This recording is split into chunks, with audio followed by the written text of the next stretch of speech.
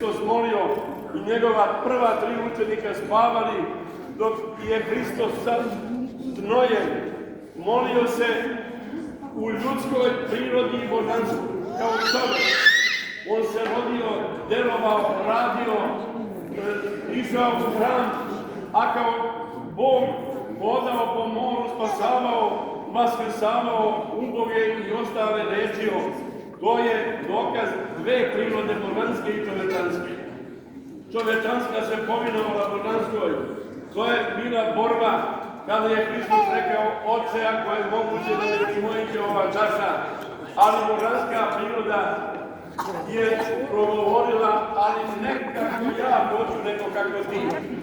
To je bilo, braći i sestre, taj trenutak izmirenje Boga i čoveka, odnosno božanske i čovečanske prirode.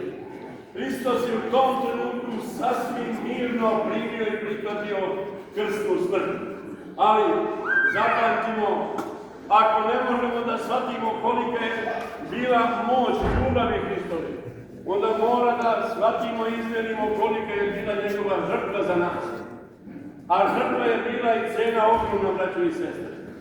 Dokaz tome je pokajani razbojnik.